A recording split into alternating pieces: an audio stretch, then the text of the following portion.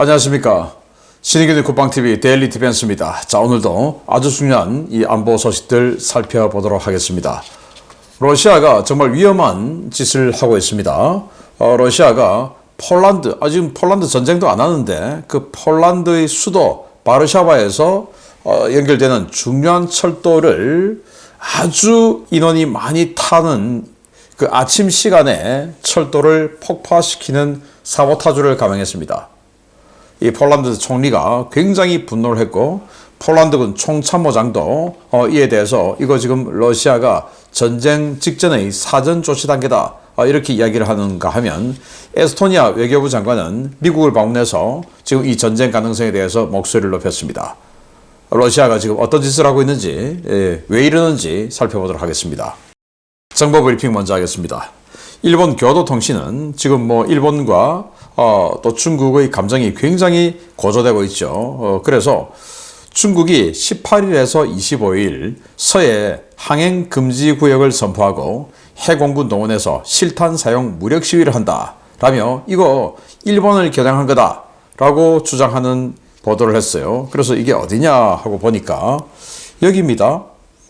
네, 그냥 바로 중국의 코앞이죠. 네, 그래서 아주 구석에 들어가서 저기에서 사격을 하는데 한 이쯤에서 한다든지 이러면 이게 일본을 겨냥한 거다. 그렇게 또 여기에서 하고 이러면 그렇게 할 수 있는데 여기에서 했는데 요거를 일본을 겨냥해서 한 거다라고 하기에는 요거 조금 좀 확대 해석한 거 아닌가라는 생각은 드는데 아무튼 양국이 서로 반중 감정, 반일 감정을 가지고 계속 에스컬레이션 해 나가고 있는 그런 상태입니다. 트럼프 대통령은 베네수엘라에 지상군 투입 배제 안 한다라고 이야기를 했는데 폴리티코는 마두로의 해외 추방, 체포 방안이 논의되고 있다라고 하는데요. 폴리티코가 뭐라고 보도를 했냐면은 백악관의 일부 주장은 그러니까 마두로 너가 항복한다고 하니까 그러면 다 내놓고 에너지, 석유, 천연가스, 그리고 히토류 다 내놓고 그리고 중국이나 러시아로 망명 가라 라고 하는 주장파도 있고 그리고 또 백악관의 일부 인사는 아니다. 어차피 우리가 그냥 툭 하면 다 끝날 건데 우리가 그냥 체포해서 깔끔하게 끝내자 라고 하는 측도 있다 라고 합니다. 이 기사에 보면 그래요. 그래서 이 트럼프는 마두로와 회담을 추진하는데 베네수엘라에 지상군 투입을 배제 안 한다. 그런데 11월 24일 날 이 태양의 카르텔, 그러니까 태양의 카르텔 두목이 마두로라고 하니까 이 베네수엘라 전체를 정부를 태양의 카르텔이라고 하고 테러 조직으로 지정하죠. 그러니까 그 테러 조직을 때릴 때는 의회 인준이 필요 없다라는 거 제가 말씀을 드렸으니까 11월 24일 그날이 지나 보면 정말 마두로가 시리아의 알 아사드 대통령처럼 러시아로 망명을 가든지 아니면은 항전을 하다가 잡혀가든지 양당 간에 결론이 날 것 같다라는 겁니다. 알-아라비아는 사우디아라비아가 미국의 핵우산을 원한다라고 보도를 했고 빈살만 왕세자의 방미 계기로 민간 원자력 협력 협정을 준비한다라고 하는데 지금 사우디아라비아는 바로 맞은편에 있는 이란의 핵에 대해서 굉장히 긴장하고 있죠. 그래서 지금까지는 사실 파키스탄과 상호 방위 조약을 체결해서 파키스탄으로부터 이 핵우산을 제공받고 있는데 근데 파키스탄이 딱히 미덥기는 하겠습니까? 그래서 이 미국과 핵우산을 제공받는 그 논의를 하고 그리고 이제 이 사우디아라비아가 원자력 부분이 아직 좀 약하죠. 그래서 민간 원자력에 대한 기원 협정 해서 자신들의 원자력 능력을 상승시키는 이런 외교에 나선다라고 보도를 했습니다. 유엔 안보리는 미국이 제안한 가자지구 평화 계획안을 승인했습니다. 15개 국가 중에서 중국과 러시아는 기권을 하고 나머지 13개 국가는 찬성을 했어요. 그랬더니 하마스는 유엔의 결정을 거부했습니다. 무장 해제 불가하다. 이 계획안은 일단 하마스는 무장 해제한다. 여기서부터 스타트를 하니까 하마스는 무장 해제 안 한다. 자, 이렇게 되죠. 자, 그러면 지금 가자지구 내에 들어가 있는 아직도 빠져나오지 않고 있는 이스라엘군이 다시 공격을 재개할 가능성이 높고 또 이 트럼프 대통령은 이 하마스가 미국의 제안을 받지 않으면 이스라엘군을 넘어서 이제 미군의 공격을 받을 것이다 라고 이야기했기 때문에 미 공군이 저기 들어가서 폭격을 할 가능성이 아주 높다라고 봐집니다. 자, 시리아 남부 이스라엘 접경 지역인 쿠네이트라 지역에 튀르키예와 러시아 군사대표단이 방문했다고 합니다. 그래서 병력 파견 실사가 아니냐라는 건데, 자, 여기 보시면 SUV들이 보이죠. 큰 SUV들이. 이게 이제 튀르키예와 러시아의 실사단인데, 이 지역이 시리아와 이스라엘의 국경 지역이라고 합니다. 그런데 지금 이 시리아 대통령은 미국과 이스라엘의 지원으로 대통령이 되었죠. 그리고는 러시아를 축출했죠. 그리고 북부 지역의 튀르키예도 지금 뭐 축출하라라고 지금 이스라엘은 압박을 가하고 있는 상황에서 이스라엘과 시리아 사이의 이 접경 지역에 튀르키예나 러시아군을 집어넣는다. 자, 이러면 이건 이스라엘이 다시 전쟁을 해서 또 레짐 체인지를 해버릴 가능성이 있는데, 불과 지난주에 이 시리아 대통령이 백악관을 다녀왔는데 왜 이런 조치를 하고 있는지 조금 의아스럽습니다. 프랑스의 어민단체가 우크라이나에 드론 방어용 폐그물을 대량 기증했습니다. 젤렌스키 우크라이나 대통령은 협력에 감사하다라고 표현했는데, 어민단체들이 뭐 우리나라도 폐그물 엄청나게 많죠. 근데 제발 어민 여러분들 그 그물 그 바다에 버리지 마세요. 다 끌고 나와야 됩니다. 그 바닷속 정말 엉망이라고 하지 않습니까? 아무튼 그 폐그물을 우크라이나 준다고 했더니 우크라이나 대통령이 고맙다. 이게 고맙나? 예, 고마워요. 자, FPV 드론의 자폭 돌격에 정말 뭐 스트레스 또 겁 엄청나죠. 그래서 도네츠크 전선에 설치된 이 보급로입니다. 보급도로. 여기에 우크라이나군이 이렇게 쫙 양쪽에다가 이렇게 기둥을 설치하고 그물을 이건 뭐 폐그물인지 아닌지 모르겠으나 그물을 이렇게 그물 터널을 만들었어요. 근데 그물도 부족하지 않겠습니까? 그러니까 폐그물들 잔뜩 가져와서 이렇게 도로를 계속 따라서 설치를 해놓으면 이 밑으로 지나다니는 하는 FPV 드론의 공격으로부터는 안전하죠. 그래서 고맙다라고 하는데, 네, 고마울만 합니다. 트럼프 대통령은 대러시아 제재 법안에 대통령 최종 결정권을 명시할 경우에 법안이 올라오는 즉시 서명하겠다라고 이야기했는데, 이게 무슨 말이냐? 지금 이제 미 의회에서 러시아를 제재하는 법안을 준비 중에 있죠. 그런데 그 법안의 단서를 달아라. 법안은 만드는데 그 법안을 시행하는 것은 대통령이 결정한다 라는 법을 만들어라. 그러면 언제든지 서명하겠다. 자, 이렇게 했는데 공화당의 상원 원내대표는 오케이 찬성을 했다고 합니다. 그래서 일단 러시아에 대한 강력한 제재법을 만들어 놓고, 자, 법 만들었다 이제. 자, 내가 시행해 하면은 넌 죽는 거야 라는 더욱 강력한 펀치, 더욱 강력한 카드를 가지고 싶은 트럼프인가 봅니다. 폰데어 라이언, 그러니까 EU 집행위원장이 900억 유로 규모의 대우크라이나 재정지원 방안 3가지를 제안했고 EU 차원의 논의에 착수한다라는 건데, 이게 뭐냐?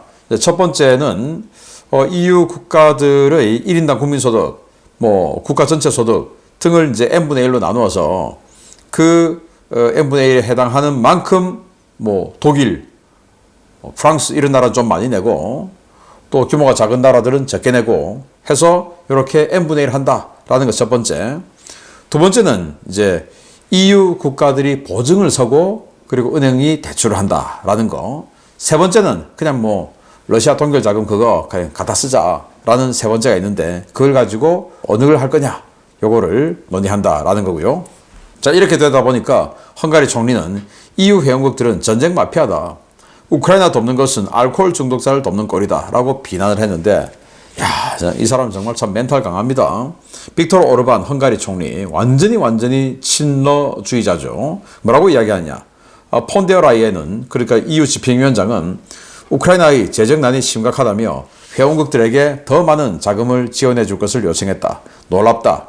전쟁 마피아들이 유럽 납세자들의 돈을 횡령하고 있다는 것이 명백해진 지금 집행위원장이라는 자는 실질적인 감독을 요구하거나 지급 중단을 촉구하는 대신에 더 많은 돈을 우크라이나에 퍼주자고 하고 있다. 이 모든 것은 마치 알코올 중독자에게 보드카 한 박스 더 보내면서 도와주는 꼴이다. 헝가리는 상식을 잃지 않는 나라다.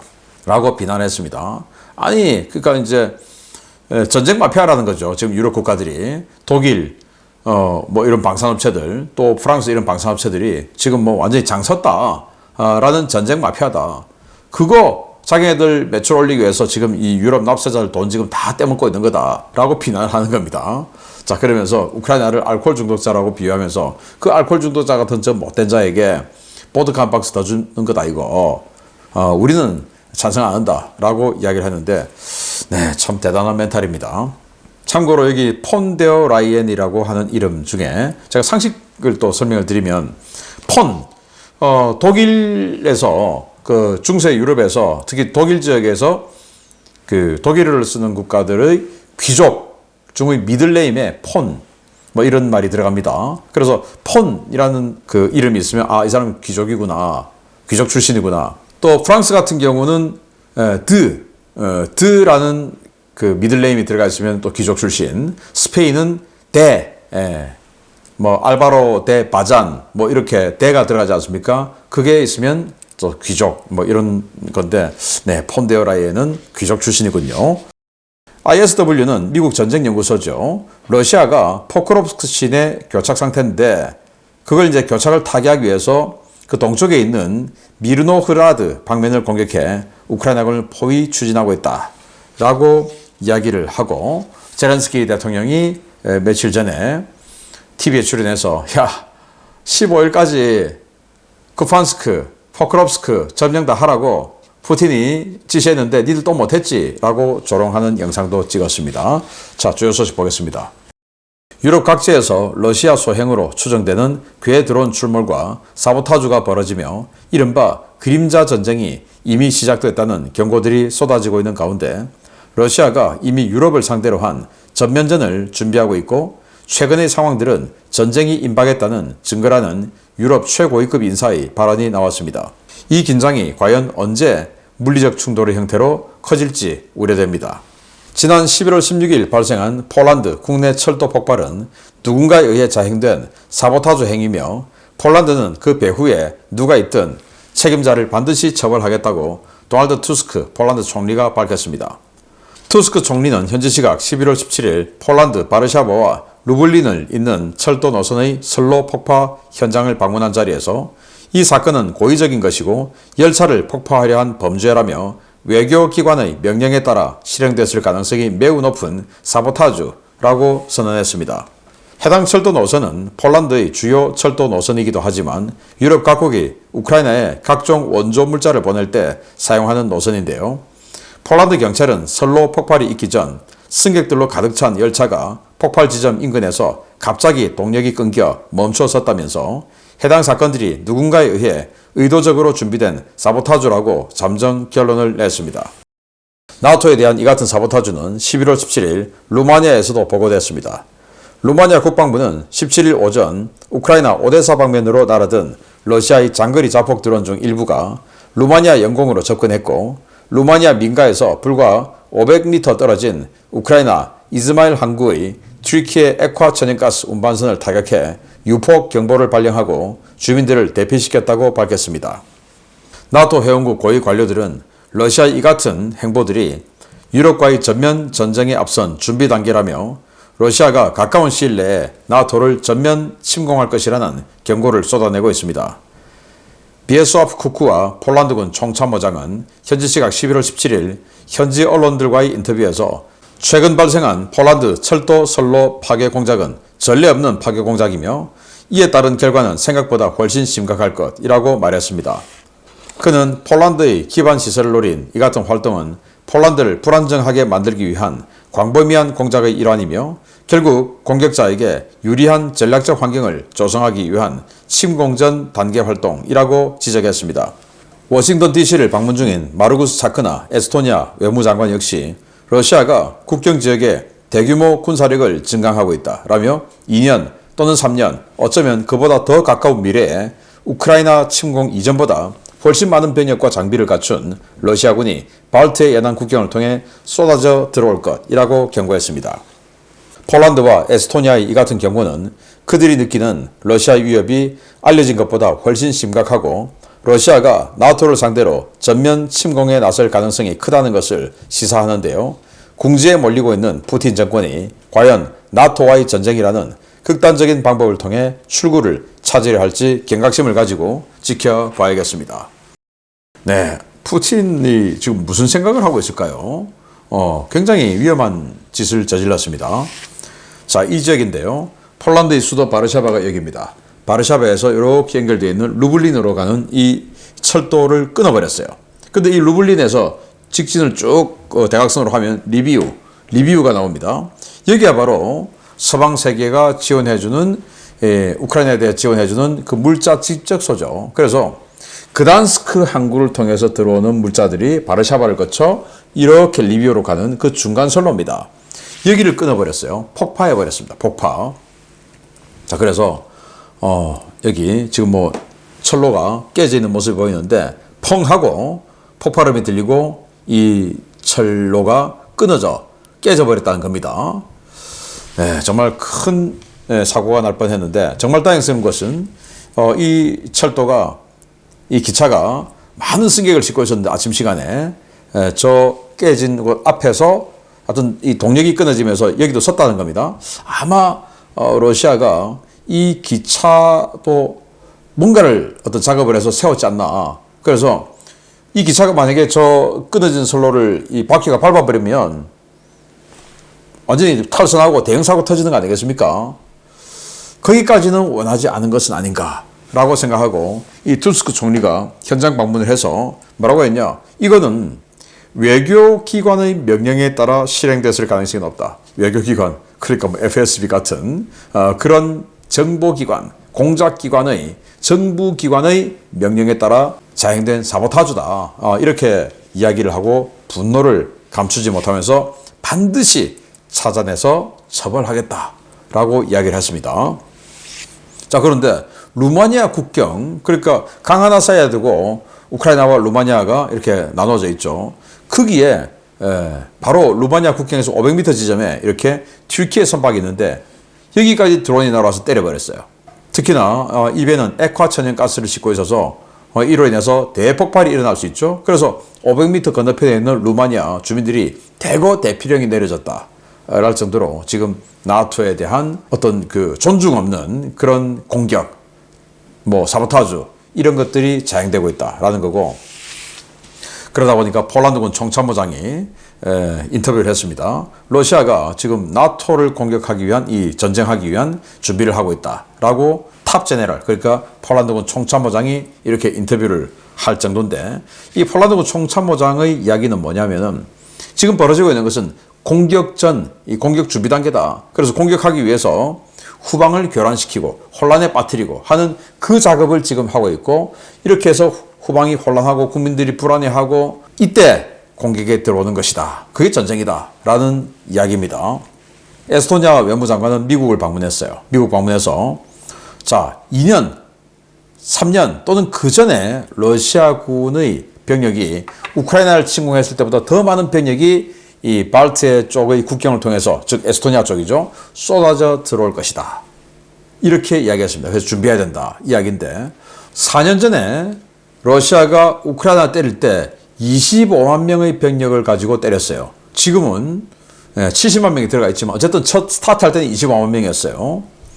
그런데 이 에스토니아 외무장관은 그것보다 훨씬 많은 병력이 국경을 통해서 쏟아져 들어올 것이다 라고 했는데, 지금 이제 이 에스토니아가 불안할 수도 밖에 없는 것이, 지금 나토 국가들 중에서 러시아와 국경을, 그러니까 러시아 본토 칼리닝그라드 말고 러시아 본토와 국경을 하고 있는 나라가 핀란드와 에스토니아죠.